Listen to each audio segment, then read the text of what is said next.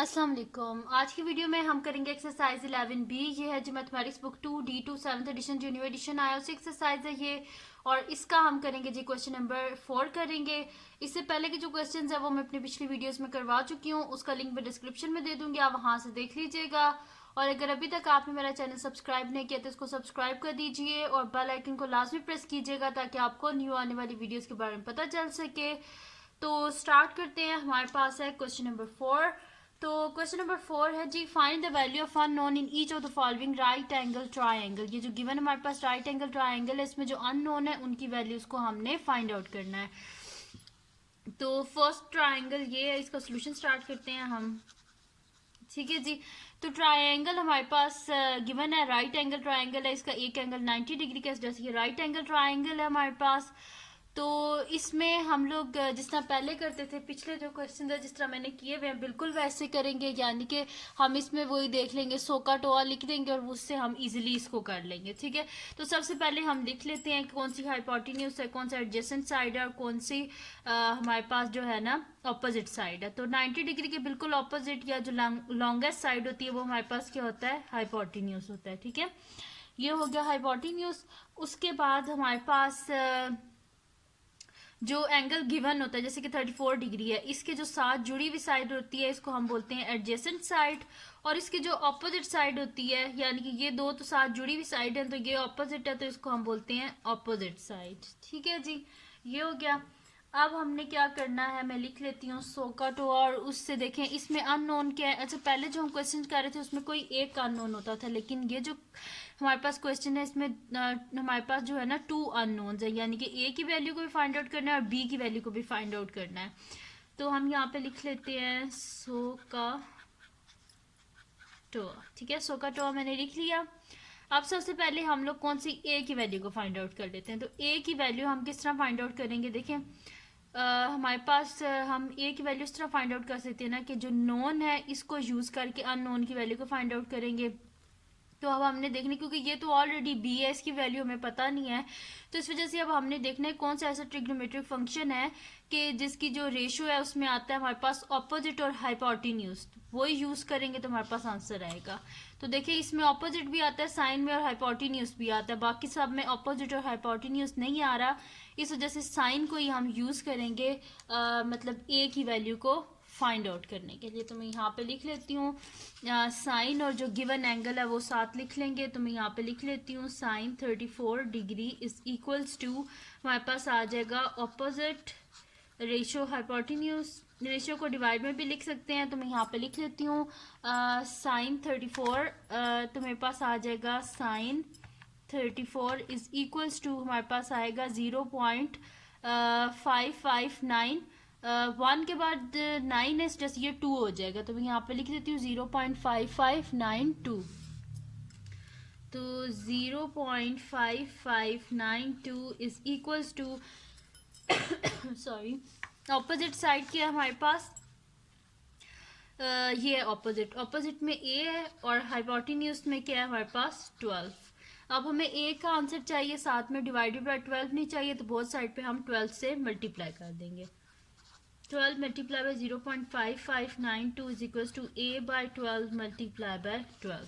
ठीक है जी, अब हम क्या करते हैं, जो कटिंग हो रही है वो कटिंग कर लेते हैं। 12 और 12 आपस में कैंसिल आउट हो गए, तो हमारे पास आ जाएगा जी, मैं ए को इस साइड पे लिख लेती हूँ, A is equals to 12 multiply by 0.5592, यानी कि A is equals to 12 multiply by 0.5592 हम कर लेते हैं, 12 multiply by 0.5592 which is equals to, हमारे पास आ जाएगा 6.71।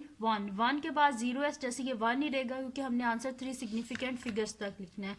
तो हमारे पास आ जाएगा 6.71 टू 3 सिग्निफिकेंट फिगर्स। ठीक है, तो ये आ गया हमारे पास ए का आंसर। अब हम करते हैं इसका जो हमारे पास नेक्स्ट जो है पार्ट वो हम करते हैं, सॉरी नेक्स्ट पार्ट नहीं करना, अभी हमने सिर्फ ए की वैल्यू को फाइंड आउट किया, बी की वैल्यू को फाइंड आउट करना है। इसलिए मैं नेक्स्ट शीट लेती हूँ और उस पर मैं बी की वैल्यू जो है इसको फाइंड आउट कर लेती हूँ। तो मैं यहाँ पे लिख लेती हूँ कि अब देखें बी की वैल्यू फाइंड आउट करनी है। तो नॉन साइड हमारे पास कौन सी है, हाइपोटेन्यूज है। अब तो वैसे हमने ऑपोजिट भी फाइंड आउट कर लिया है, लेकिन जो ट्राइंगल में गिवन है उसी से कर लेते हैं। तो गिवन क्या है हमारे पास, हाइपोटेन्यूज है, और अननोन क्या है, बी है। तो आप देखते हैं किस में, और बी क्या है हमारे पास, एडजेसेंट है। तो हाइपोटेन्यूज और एडजेसेंट हमने देखना है अब कौन सा ट्रिग्नोमेट्रिक फंक्शन है जिसके बीच में हाइपोटेन्यूज भी आता है और एडजेसेंट भी आता है। तो ये आ गया हमारे पास कॉस, एडजेसेंट भी आता है, हाइपोटेन्यूज भी आता है। तो मैं यहाँ पे लिख लेती हूँ cos 34 degree is equals to, cos 34 degree is equals to हमारे पास आ जाएगा एडजेसेंट डिवाइडेड बाय हाइपोटेन्यूज। ठीक है, तो cos 34 degree is equals to adjacent हमारे पास क्या है, मैं यहाँ से देख के लिख लेती हूँ। एडजेसेंट है जी हमारे पास b है और हाइपोटेन्यूज 12 है, तो b बाय 12।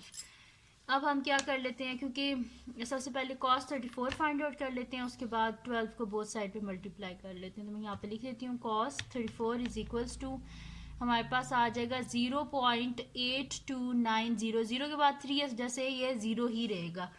तो मैं यहाँ पे लिख लेती हूँ 0.8290 is equals to b by 12।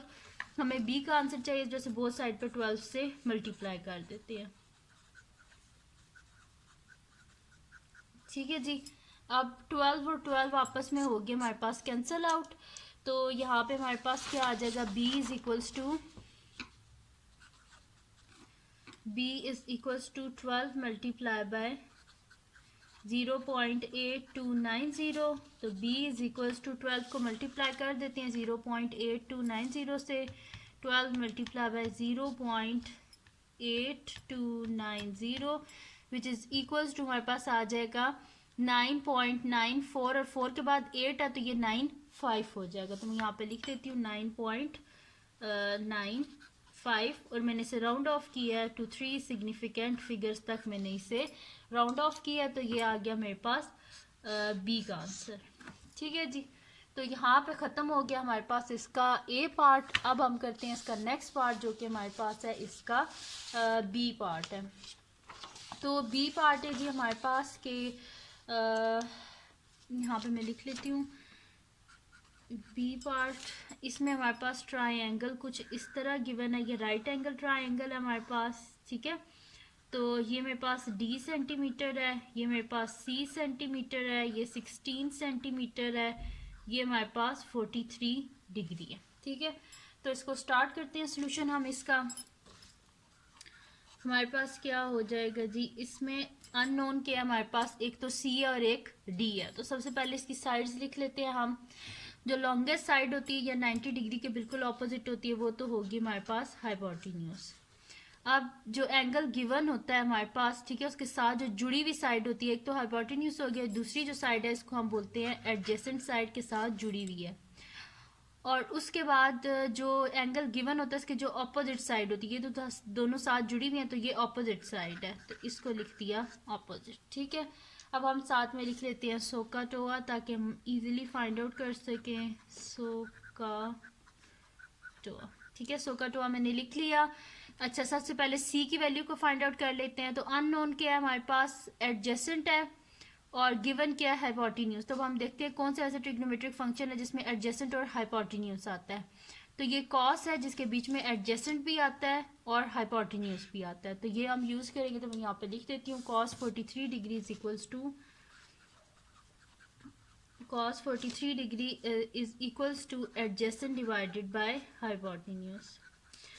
तो cos 43 degree is equals to adjacent क्या है हमारे पास, c है, और हाइपोटेन्यूज क्या है हमारे पास 16 है।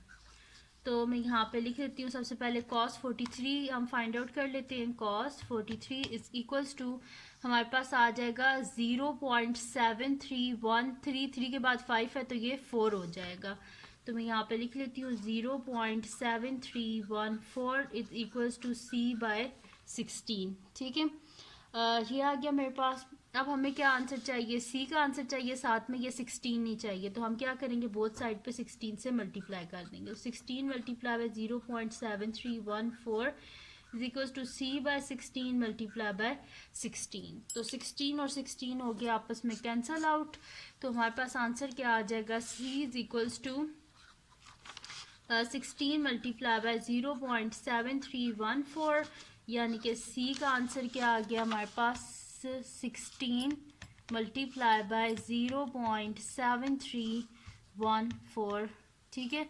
यानी कि हमारे पास आ गया 11.77 के बाद 0 है तो ये 7 ही रहेगा, तो 11.7 और मैंने इसे राउंड ऑफ किया है टू 3 सिग्निफिकेंट फिगर्स तक, ठीक है। तो ये आ गया मेरे पास सी का आंसर। सी भी हमने फाइंड आउट कर लिया। इसमें नेक्स्ट क्या फाइंड आउट करना है, हमने डी को फाइंड आउट करना है। तो डी क्या है हमारे पास ऑपोजिट है और गिवन क्या है हाइपोटेन्यूस। अब हमने देखना है कौन सा ऐसा ट्रिग्नोमेट्रिक फंक्शन है जिसके बीच में ऑपोजिट भी आता है और हाइपोटेन्यूस भी आता है। तो ये देखें हमारे पास ऑपोजिट भी है हाइपोटेन्यूस भी है, यानी कि हमारे पास क्या यूज होगा, ये साइन यूज होगा। तो मैं यहाँ पे लिख देती हूँ sine 43 degree is equals to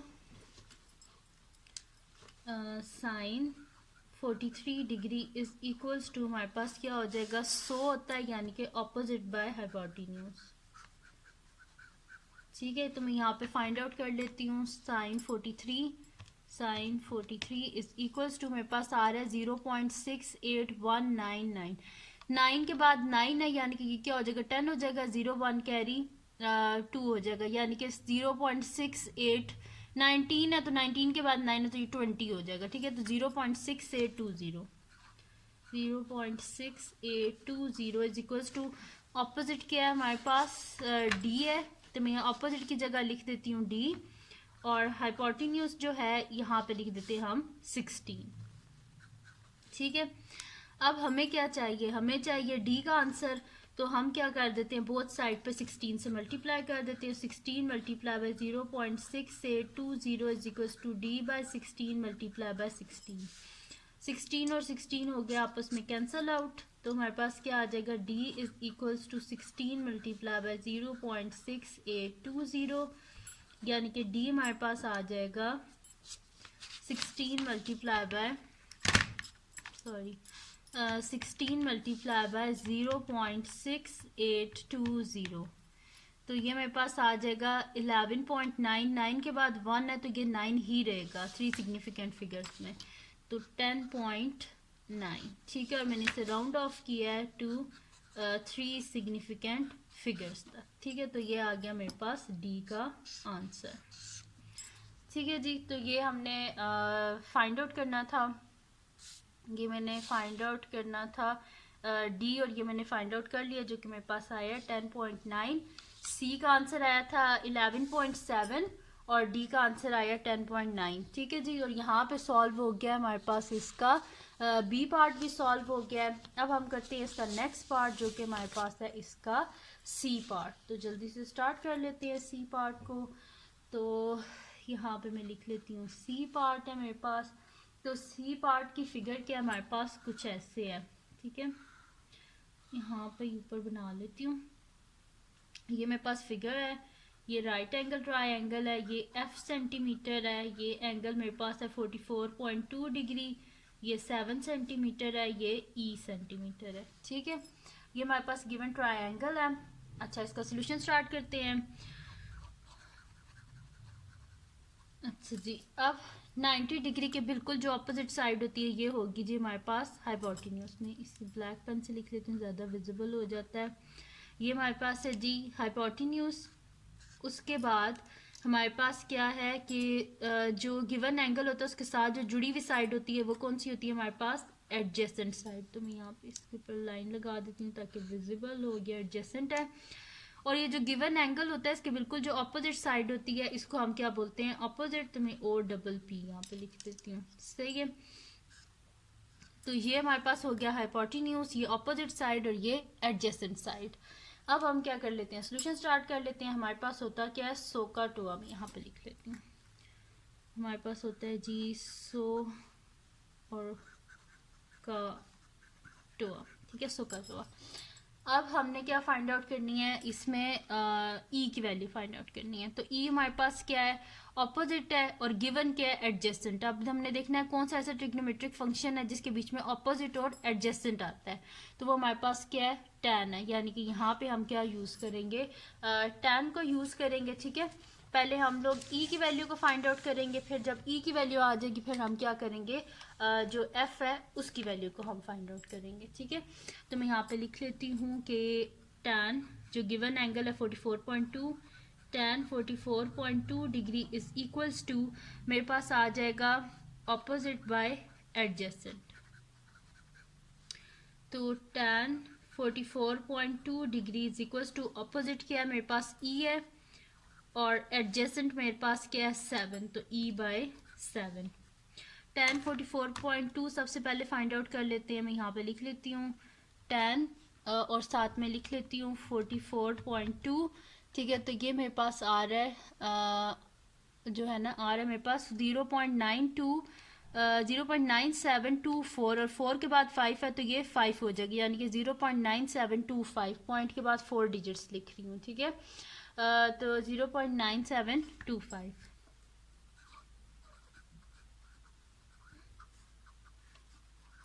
e by 7। अब हमें क्या चाहिए, ई का आंसर चाहिए, इस वजह से हम बोथ साइड पे क्या करेंगे, 7 से multiply, 7 multiply by 0.9725 is equals to e by 7 multiply by 7। 7 और 7 हो गया आपस में कैंसल आउट, तो हमारे पास क्या हो जाएगा, ई इज इक्वल्स टू हमारे पास आ जाएगा 7 मल्टीप्लाई बाय 0.9725, यानी कि ई इज इक्वल्स टू 7 को मल्टीप्लाई कर देते हैं हम 0.9725, तो ये मेरे पास आंसर आ रहा है 6.80, और 0 के बाद 7 है, इस वजह से ये क्या हो जाएगा 1 हो जाएगा, तो मैं यहाँ पे लिख देती हूँ 6.81। ई का आंसर आ गया हमारे पास। ठीक है जी, अब हमने क्या करना है, ई का आंसर आ गया, अब हमने नेक्स्ट फाइंड आउट करना है एफ को, तो मैं यहाँ पे लिख देती हूँ, इधर साइड पे कर लेते हैं हम। ठीक है, तो अब देख लेते हैं, हमारे पास एफ है, तो फाइंड आउट एफ को करना है, और गिवन हमारे पास जो है वो एडजेसेंट साइड है, और एफ क्या है, हाइपोटेन्यूज। अब हमने देखना है वो ट्रिग्नोमेट्रिक फंक्शन जिसके बीच में हाइपोटेन्यूज और एडजेसेंट आता हो, तो ये है जी, एडजेसेंट भी है हाइपोटेन्यूज भी है, यानी कि हमें यहाँ पे क्या यूज़ करना पड़ेगा, कॉस यूज़ करना पड़ेगा एफ को फाइंड आउट करने के लिए। तो मैं यहाँ पे लिख देती हूँ कॉस, और जो गिवन एंगल है cos 44.2 degree is equals to adjacent by hypotenuse. तो cos 44.2 degree is equals to adjacent side के हमारे पास 7 है, डिवाइडेड बाय हाइपोटेन्यूज के हमारे पास एफ है। तो कैलकुलेटर लेती हूँ और इससे मैं कॉस 44.2 फाइंड आउट कर लेती हूँ, तो ये मेरे पास आ जाएगा 0.7169, 9 के बाद 1 है तो ये 9 ही रहेगा, तो मैं यहाँ पे लिख लेती हूँ 0.7169 which is equals to 7 by f. अब हमें आंसर चाहिए जी एफ का, और एफ डिनोमिनेटर में से हमें ख़त्म करना है, तो मैं क्या करूँगी, बोथ साइड पे एफ से मल्टीप्लाई कर दूँगी, तो f multiply by 0.7169 is equals to 7 by f multiply by f. Both side पे एफ से मल्टीप्लाई किया ताकि डिनोमिनेटर ख़त्म हो सके, ये इससे कैंसिल आउट हो गया, तो हमारे पास आ जाएगा 0.7169 f इज इक्वल्स टू 7। अब हमें f का आंसर चाहिए, जैसे बोथ साइड पे 0.7169 से डिवाइड कर देंगे। ठीक है जी, तो ये दोनों हो गए जी आपस में कैंसिल आउट, तो हमारे पास आंसर आ जाएगा f इज इक्वल्स टू 7 को डिवाइड कर देंगे हम, 7 डिवाइडेड बाय 0.7169, तो ये मेरे पास आंसर आ जाएगा 9 ये मेरे पास आ रहा है 9.76, 6 के बाद 4 है तो ये 6 ही रहेगा, तो 9.76, तो मैं यहाँ पे लिख देती हूँ 9.76। ठीक है जी, यहाँ पे सॉल्व हो गया हमारे पास, कंप्लीट सॉल्व हो गया इसका सी पार्ट। अब इसका लास्ट पार्ट है जो कि हमारे पास है डी पार्ट। मैं सोची थी एक ही वीडियो में सारे आपको पार्ट्स करवा दूँ ना, ताकि आपको फिर बार बार वीडियो ना ढूंढनी पड़े कि नेक्स्ट पार्ट कहाँ पे है। तो ये आ गया मेरे पास, इसका डी पार्ट आ गया है। तो डी पार्ट में कुछ इस तरह का है हमारे पास ट्रायंगल। ठीक है जी, ये ट्रायंगल मैंने बना दिया, ये 90 डिग्री है मेरे पास। ठीक है। और ये 8.9 सेंटीमीटर है, ये जी सेंटीमीटर है, ये मेरे पास है 21.5 डिग्री और ये एच सेंटीमीटर। ठीक है जी। अब जो लॉन्गेस्ट साइड होती है वो तो होगी हमारे पास हाइपोटेन्यूज। ठीक है, तो मैं यहाँ पे लिख देती हूँ HYP। ठीक है, ये हो गया हमारे पास हाइपोटेन्यूज। उसके बाद हमारे पास होता है जो गिवन एंगल होता है उसके साथ जो जुड़ी हुई साइड होती है उसको हम बोलते हैं एडजेसेंट साइड। तो ADJ लिख दिया मैंने। और जो गिवन एंगल होता है उसके जो बिल्कुल ऑपोजिट साइड, ये दोनों तो जुड़ी हुई हैं तो ये ऑपोजिट है, तो ये ऑपोजिट साइड होगी। ये हो गया हमारे पास। साइड पे लिख लेते हैं हम सोकाटोआ, यानी कि हम इजीली कर सकें इसे फिर सोकाटोआ। ठीक है, अब सॉल्यूशन स्टार्ट यहाँ से हम करते हैं इसका। अच्छा जी, अब फाइंड आउट क्या करना है हमने, जी को पहले फाइंड आउट कर लेते हैं। तो जी के हमारे पास एडजेसेंट साइड और ऑपोजिट। ठीक है, गिवन के ऑपोजिट है और फाइंड जो है हमने जी करना है और जी कहाँ पे है, एडजेसेंट साइड पे।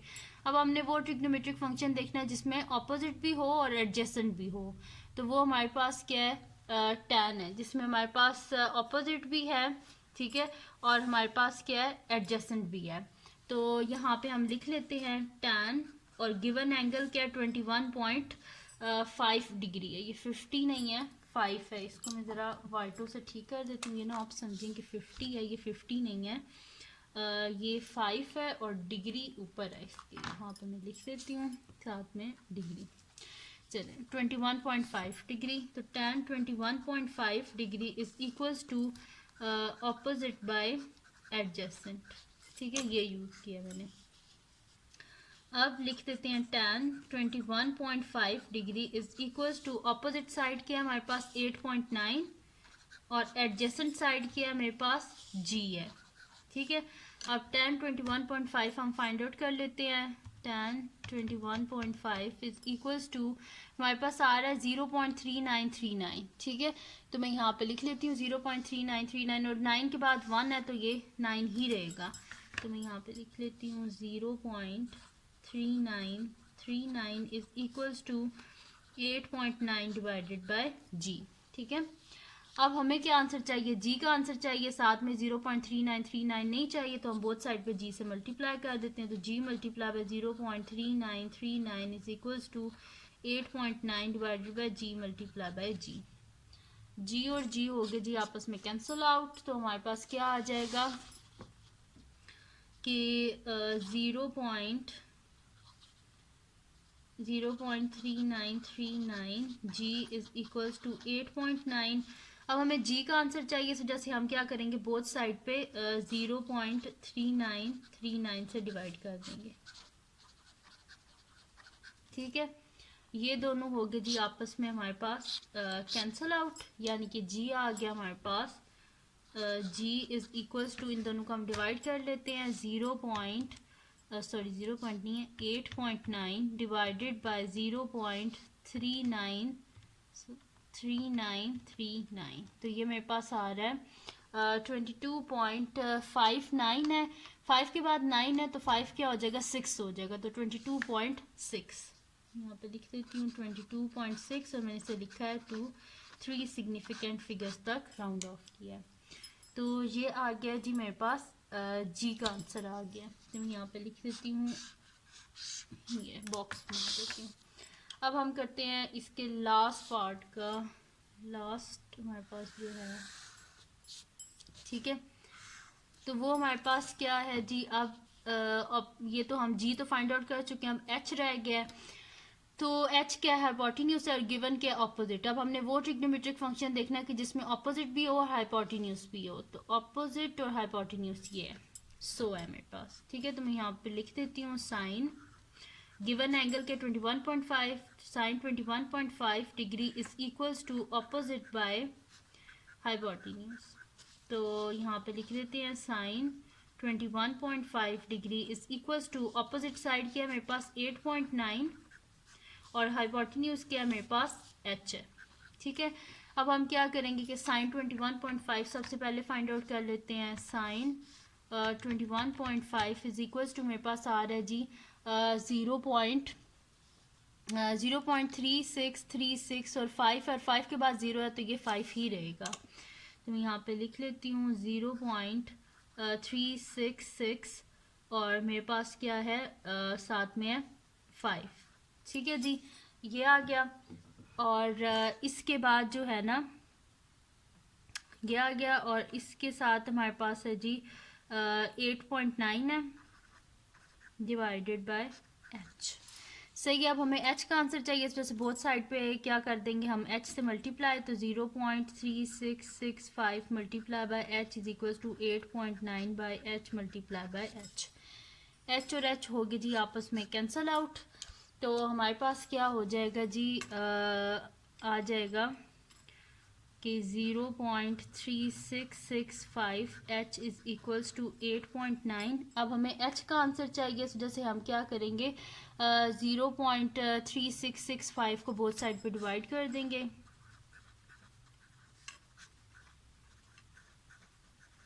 तो ये दोनों हो गए जी आपस में कैंसल आउट हमारे पास। ठीक है, तो एच का आंसर क्या आ गया हमारे पास, H is equals to 8.9 divided by 8.9 divided by 0.3665। ठीक है जी, ये मेरे पास, तो मैं इसको डिवाइड कर लेती हूँ। तो ये मेरे पास आंसर आ रहा है 24.2 और 2 के बाद 8 है। ये देखिए 24.2 है, 2 के बाद 8 है, तो ये मेरे पास क्या हो जाएगा 24.3। तो मैं यहाँ पे लिख लेती हूँ h इज इक्वल्स टू 24.3 और मैंने इसे राउंड ऑफ किया है टू 3 सिग्निफिकेंट फिगर्स तक, यानी कि ये आ गया मेरे पास एच का आंसर। ठीक है जी, तो ये सॉल्व हो गया मेरे पास, क्वेश्चन नंबर 4 कंप्लीट सॉल्व हो गया है। ठीक है जी, और वीडियो के एंड पे अब कुछ स्टूडेंट्स थे जिन्होंने बोला था कि हमारा नाम जो है वो आप वीडियो में लेना, तो वो मैं ले लेती हूँ। एक तो मेकअप ट्यूटोरियल्स फ्रॉम रहमा है, इनका तो मैं नाम यहाँ पे आपको लिख भी देती हूँ। ठीक है, इनको आपने क्या करना है, सब्सक्राइब करना है, लाजमी सब्सक्राइब करना है, क्योंकि जो है काफ़ी नीडी हैं ये, तो आप इनको लाजमी जो है ना वो सब्सक्राइब कीजिएगा। इनका मैं लिंक डिस्क्रिप्शन में भी दे दूँगी। ठीक है, मेकअप ट्यूटोरियल्स फ्रॉम रहमा। और एक मेरी स्टूडेंट हैं, वो इधर ही, वो भी कह रही थी मेरा नाम ले लेना, तो ये मैंने आपका नाम ले भी लिया है और लिख भी दिया है, कायनात करीम। और थर्ड एक और स्टूडेंट थे, उनका नाम है सुबान नोबरा। ठीक है जी, तो ये मैंने आपके नाम ले भी लिए हैं और मैंने आपके नाम लिख भी दिए हैं। ठीक है जी, तो ये थी जी आज की वीडियो। अगर आपको पसंद आई हो तो इसको लाइक कीजिएगा, मेरे चैनल को सब्सक्राइब कीजिएगा और बेल आइकन को लाजमी प्रेस कर दीजिएगा ताकि आपको न्यू आने वाली वीडियोस के बारे में पता चल सके। और अपने फ्रेंड्स के साथ भी इस वीडियो को शेयर कीजिएगा, उनको बोलेगा सब्सक्राइब कर दें और दुआओं में याद रखिएगा। अल्लाह हाफ़िज़।